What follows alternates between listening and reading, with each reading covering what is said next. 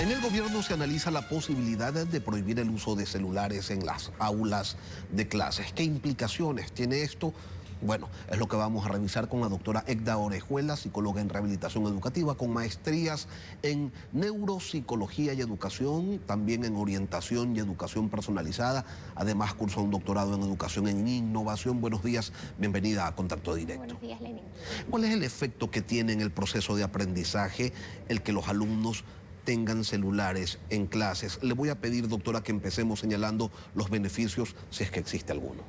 Considero que los beneficios son muy pocos. Realmente dentro del proceso escolar, dentro del aula, la tecnología debe estar guiada por un docente, más no por un celular de un niño. Un niño no tiene el poder para poder manejar y decir realmente si esto es adecuado o no en el contenido educativo. Por lo tanto, debe estar incluido en las aulas, pero como una tecnología manejada por el docente.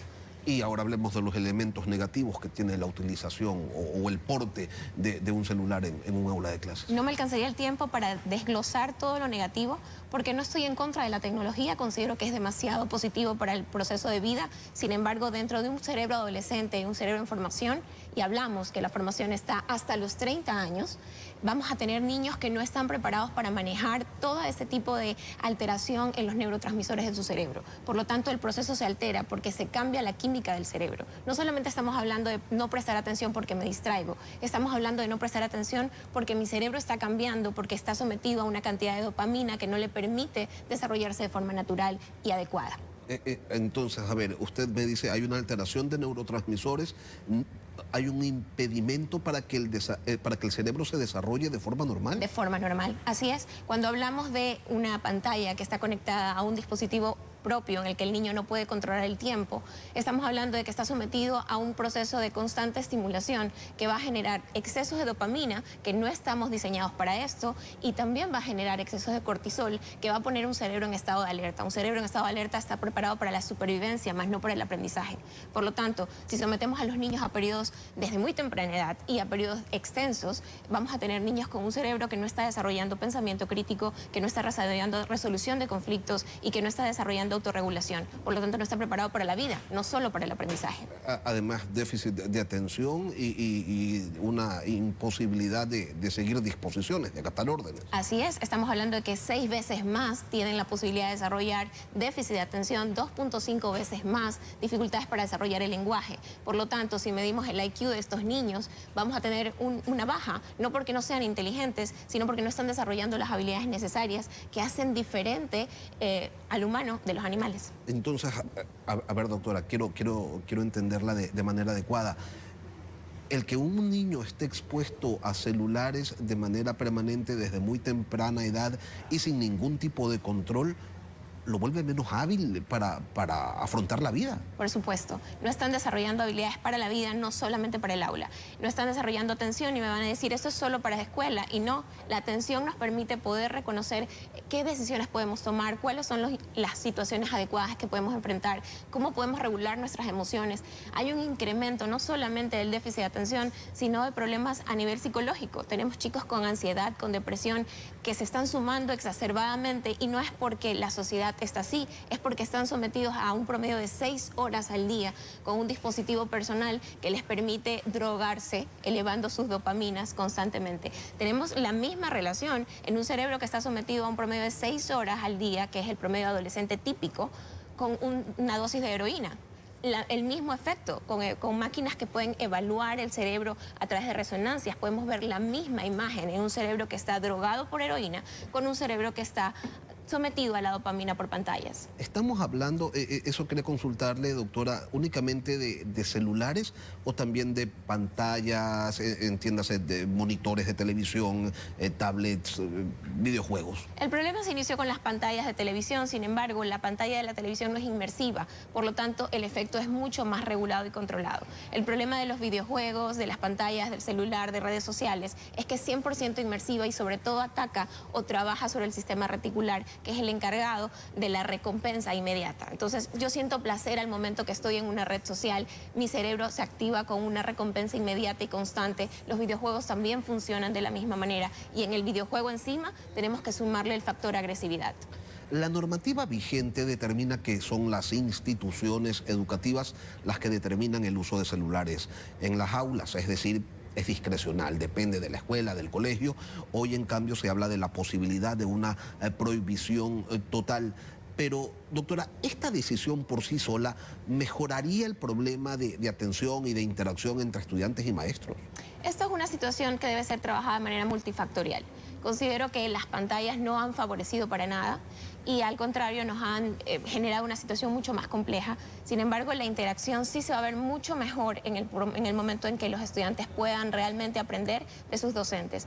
Está 100% comprobado que el aprendizaje se da en la interacción con la persona. Sin embargo, no existen estudios que digan que han mejorado los procesos de aprendizaje a través del uso de las pantallas. A veces confundimos y pensamos que innovar significa tener tecnología en el aula 100% y no necesariamente. Innovación educativa implica que haya una estrategia que permita a los estudiantes aprender de la mejor manera de acuerdo al contexto en el que se encuentran. Entonces no se trata únicamente de prohibir el teléfono celular, sino de hacer una reforma para generar nuevas instancias de aprendizaje en escuelas y colegios. Así es, lograr que el estudiante, el aprendiente, sea realmente el protagonista de su aprendizaje, pero guiado por su docente que esté correctamente preparado y con las herramientas necesarias para lograr desarrollar ese cerebro que está en nuestras manos. Doctora, se habla mucho de las decisiones que se han tomado en los países del primer mundo cuando se discute sobre la prohibición o no de celulares en las aulas, pero estas decisiones de los países del primer mundo son aplicables tomando en cuenta las diferencias que existen entre,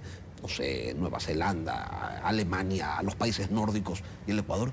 Sí, esto nos ha unificado. Tenemos muchas diferencias en resultados académicos. Sin embargo, todos los países estamos teniendo el mismo problema con la inmersión de las pantallas en la educación. Por lo tanto, aplicar esta normativa, yo la aplaudo de parte de la ministra, considero que es necesaria y que sí va a traer muchos beneficios, pero también tenemos que potenciar la lectura, que es una de las cosas más importantes para el desarrollo del cerebro de nuestros niños. Y además tenemos que trabajar con familias. Considero que esta normativa no solo debe remitirse a las aulas, sino que tenemos que trabajar con las familias, que son las que pueden poner el freno y darse cuenta que como mamá no puedo dejar que mi hijo tenga un celular de un promedio de 6, 8, 10 horas en sus manos. ¿Cómo evitar que una eventual decisión de prohibir el uso de celulares no termine ampliando la brecha digital? A través de la tecnología bien llevada en pantallas y en casa, en colegios y en casa. Eso es muy importante, porque no se supone que tengamos que eliminar la tecnología ni satanizar la tecnología, sino más bien saber sacarle el provecho y que sea la tecnología al servicio del ser humano y no el humano encarcelado en la tecnología. Usted ha hecho referencia en algunos momentos de esta entrevista a las 6 horas promedio que un niño o un adolescente pues utilizan el celular. ¿Hay algún tiempo que sí se pueda considerar adecuado? Sí, el uso de las pantallas educativas, que en un promedio de 30 minutos a 1 hora es bastante productivo. Sin embargo, es también necesario que esté un adulto regulando esto. En las redes sociales, en las pantallas, siempre vamos a encontrar publicidad o contenido inadecuado que se va a introducir de manera aleatoria. Entonces es muy importante que siempre tenga la guía de un padre, de una persona adulta responsable. Además, es súper rico el proceso en el momento en que yo cojo un video y me pongo a ver con mi hijo, analizamos el video, conversamos, sacamos vocabulario, conversamos sobre el contenido, entonces estoy favoreciendo el aprendizaje. Sin embargo, si lo dejo ahí enchufado a una pantalla y lo dejo completamente solo, para mí puede ser más fácil porque puedo dedicarme a otras cosas, pero mi hijo está recibiendo un contenido de forma inadecuada. Está 100% comprobado que el aprendizaje no se da por una pantalla, sino por la imitación a la persona adulta que tiene a su lado. ¿Hay alguna edad, no sé, a partir de alguna edad o de menos de alguna edad deben prohibirse las pantallas? Actualmente se está planteando que tenemos que tener 0 pantallas hasta los 6 años. Antes las asociaciones pediátricas internacionales planteaban hasta los 2 años. Sin embargo, ya hemos tenido un tiempo en el que se ha podido evaluar que hasta los 6 años no sería necesario. ¿Por qué? Porque se ha bajado demasiado el nivel de vocabulario de los niños. Y esto genera que hablen poco, que interaccionen menos, pero a la vez tiene un impacto directo en la comprensión.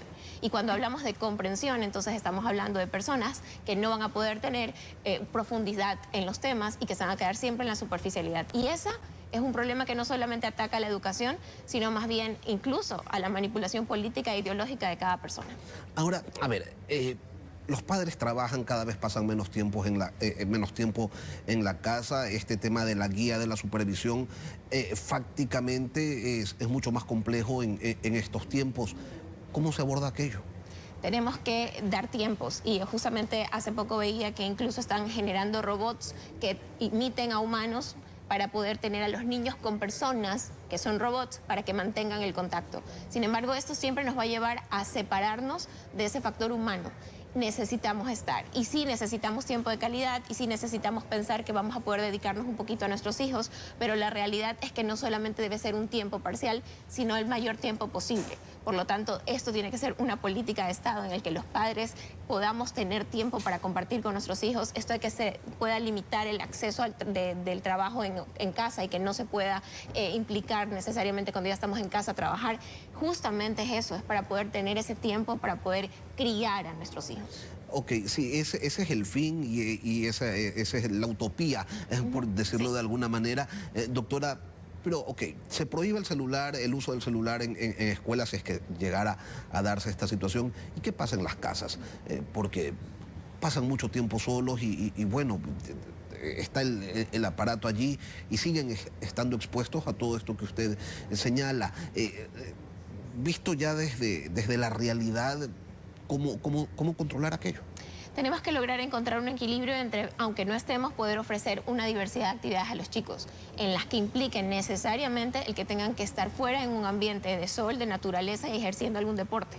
Lo importante es que entendamos que el cerebro se desarrolla por movimiento. Estando estáticos en una pantalla no vamos a desarrollar el cerebro. Necesitamos ofrecer alternativas. No se puede quitar a un niño de la pantalla sin darle una alternativa adecuada. Permítame ponerme en el rol de abogado del diablo, doctora. Claro, porque usted dice, ok, hay que salir a la calle, hay que desarrollar actividades, pero salen a la calle y hay una balacera y lo matan. O sea, salen a la calle y lo asaltan, se le llevan los zapatos, lo golpean, lo intimidan. Entonces, es como que muy complejo todo, ¿no? Sí, dependiendo del ambiente en el que nos encontremos y el sector en el que vivamos, vamos a tener que adecuarnos a ejercer movimiento en nuestros hijos, sentarnos con ellos a jugar en la sala de la casa. En lugar de estar teniendo un televisor prendido, poder jugar con un rompecabezas, retomar la lectura. Sí se puede. Lo que pasa es que implica y demanda el que nosotros como adultos querramos hacerlo. Y ese es el compromiso que, sin duda, se debe asumir. Egda Orejuela, psicóloga en rehabilitación educativa. Gracias por acompañarnos, doctora, hoy aquí en Contacto Directo. Muchas gracias.